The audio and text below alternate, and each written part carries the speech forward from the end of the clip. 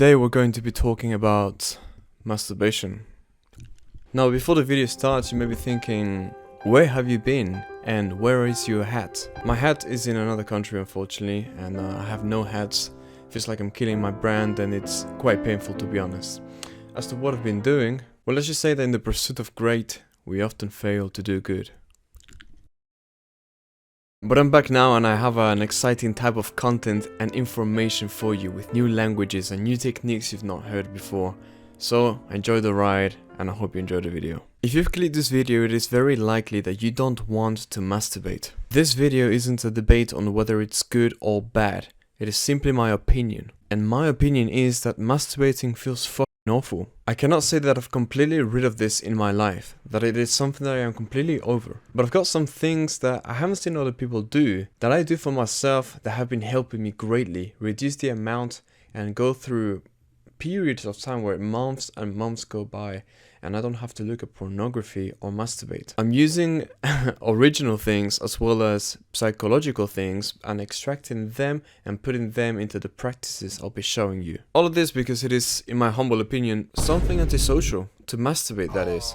It is something that doesn't really fill you with life, fill you with joy or love. It's not something that's a freeing activity. And if there's anything that we should seek to do or to be, that will be to be free and to be love. And as it stands, when we are prisoner to our desires, we're neither performing an act of love when we self-pleasure, especially with pornography, and it is not free because yes, we have the impulse and the desire to do this, but that is a lesser desire. The real desire that lies within you when you have these horniness impulses is the desire to love and to be loved and to ravish, but you may just not be in the situation or have the knowledge to bypass this into something greater. The first psychological practice that I wanted to bring up is that of conditioning. So I actually play a little game with myself. And the game rules go something like this. Whenever I am walking outside and I look at some girl or whatever, it's not a problem. I am a heterosexual male.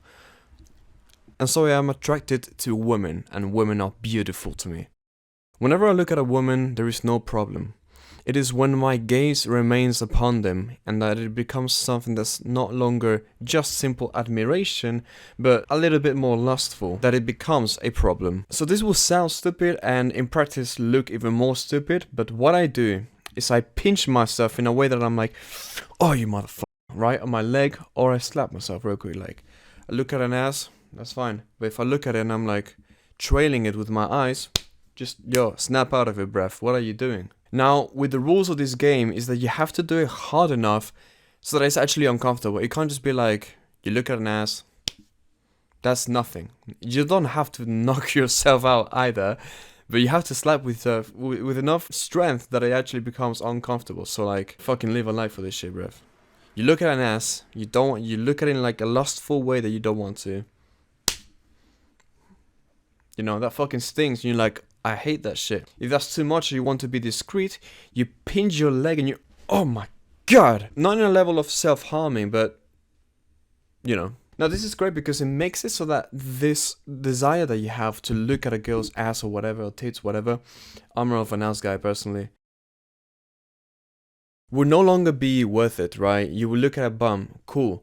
But then you slap yourself in the face and you're like, man, that hurts, that's uncomfortable, I don't want to do it. So you're conditioning yourself slowly to be like, nah, I'm not going to look.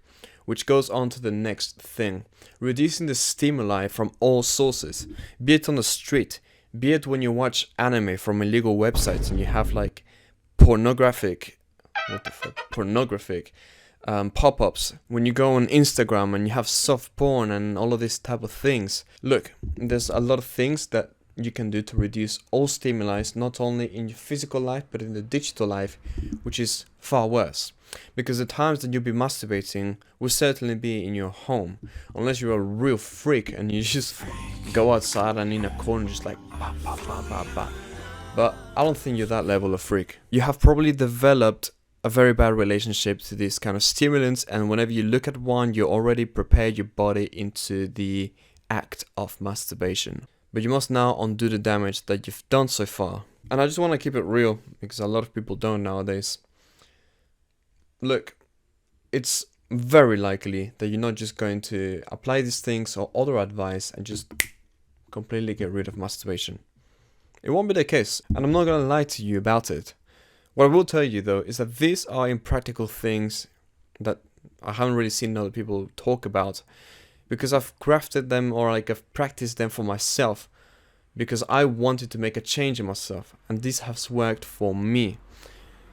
I encourage you to try it and see what happens. Don't go with the expectation to just completely change, because it is when we build an expectation and we fail to meet this expectation that we become even more upset at ourselves, and we may perhaps dig a hole in the self-pity pit.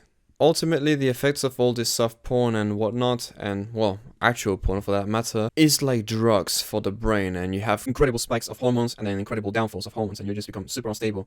And if you don't have a big motivator to quit, you're like, it's whatever, I just, masturbate from time to time, then consider that it is affecting the thing that you do care about, which might be your ambitions, your goals, right? Whatever it is, this is affecting you more than you realize, and I urge you to make a change. The next practice is a 2-in-1. You must get out of bed and start your day immediately. When you start the day, you're probably getting out of the house, right? You're going to the gym, you're going to the library to study, you're going straight to work, right?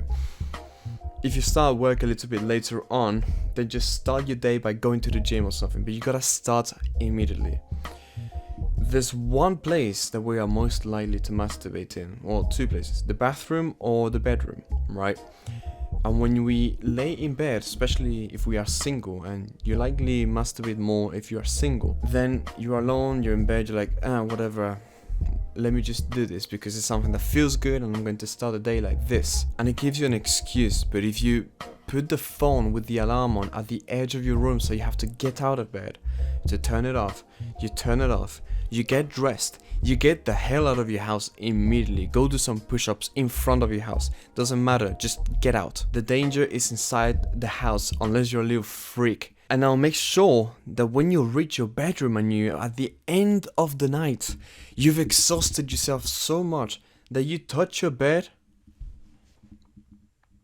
and you just fall completely dead. Let me give you a little anecdote. So this is when I was first getting on a good streak with my NoFap and whatever. I'll be coming home from my MMA spars, right, my Muay Thai, whatever, Jiu-Jitsu, all of this. I will go to the gym. On Thursdays it was sparring for Muay Thai, Wednesdays it was for MMA, every day it was Jiu-Jitsu spars. And so what happened with me was, I was new to the martial arts that was striking. I did do a lot of ground, but I was new to striking. And oh my god, getting pounded in the face, which isn't healthy and stuff, but getting hit all over your body in general, and hitting back and moving and sweating and feeling this danger kind of moment, made it so that when I calmed down a little bit, I was dead. It didn't help that we also had the lessons at like 7 p.m. and finished at about 9 p.m. because I was already dead throughout the day, but this put a cherry on top. Then I'd go home, I'd eat some food because I'd be really hungry, sometimes disgusting, but I wouldn't even shower because I would go to bed and I would die. And then what would happen was, the only times that I really broke my masturbation record in this like half a year or whatever was when I stayed in bed in the morning for too long, because at night there was no worries at all. I never missed training, and whenever I went, I died. Now I've saved an interesting one for last, right? My script is just bullet points, by the way. I'll make a couple of things that I want to talk about, and I just talk from the heart. So I'm sorry if I'm a bit messy, especially because I haven't made proper videos in ages. But the last one is a little bit more spiritual. This is for the people that don't really want a relationship because they are either religious or practicing celibacy and whatnot, or simply because, whatever, I'm waiting for the right one, or they don't want the distraction from a person. I have a hot take on this. So this is for people that are not necessarily incels, right? Which is involuntarily celibate. I've been struggling with this myself a lot. But I've come to the spiritual awakening that it is far healthier to have a loving and understanding with boundaries relationship, even if it's not too serious, even if that's not your lifetime partner, than to masturbate, especially if that involves pornography. To all my lads and gals that are out there and worried about the whole, well, I'm on self-improvement and I don't want to masturbate anymore and I'm locked in and I am doing this and that and I'm concentrated. You must understand the difference between self-suppression and self-discipline. Self-suppression is to bury your desires in a corner, not letting them come to light. Self-discipline is when your highest purpose and your highest desire triumphs over all the other lesser desires. And I bring this up because it might be that you're self-suppressing and you're not addressing this properly. And a lot of us, myself included, in the past, I think I'm a bit better now, push something away in order to not be distracted by it. But then because it stays present in your mind, it actually distracts you far more than if you just went and did it. Like, oh, I kind of want to go clubbing, I kind of want to go to a party, but I shouldn't. And every single weekend, it eats away at you. You stay up at night, you don't want to do work anymore, and you check social media, perhaps you see other people having fun, and you just stay at home not doing anything. And if you try to do work, it's distracted work, so it's not quality work, so it's meaningless work. Instead, what you can do is say, I will satisfy this craving. I want to do this, I will do it. Obviously, if it was something insane like, I want to do crack and heroin, then don't do it, of course. But if it's something like you want to go out or whatever, that's fine. You know, you should draw the line with yourself. You understand what's good, what's not. You have your own standard of what's good and what's not. I can't say for you. For me, for example, in my opinion, I wouldn't be able to do hookups, right? Like one night stands, because I just think that's wrong. It's not me. Drugs, the same. Well, it depends on the drug, but like alcohol and stuff, I just wouldn't really do it. And with all of this in mind, if you can understand what I'm about to say now, then great.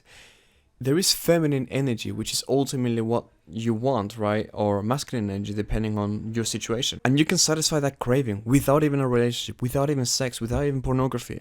You can do it by talking to girls. Go out there more.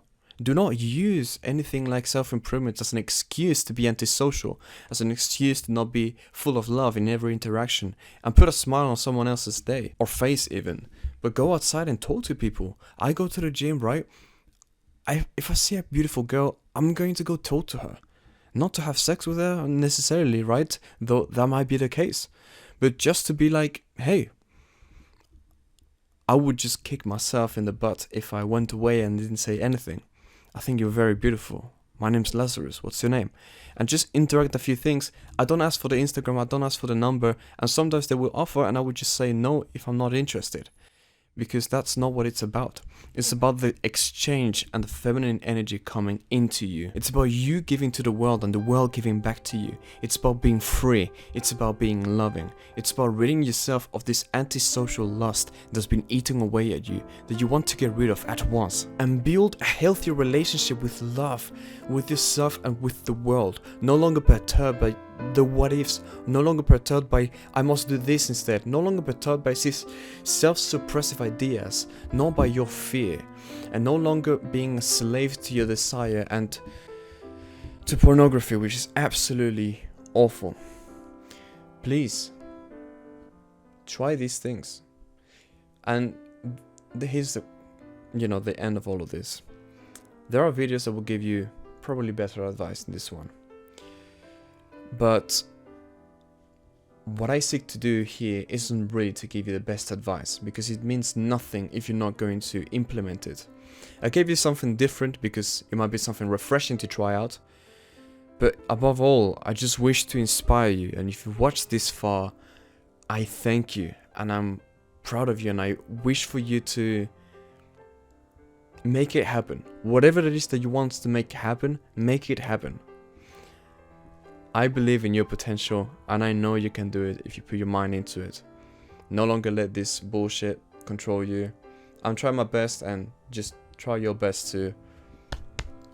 I'm here. Join the family. Strive to be 1% better every day, and much love.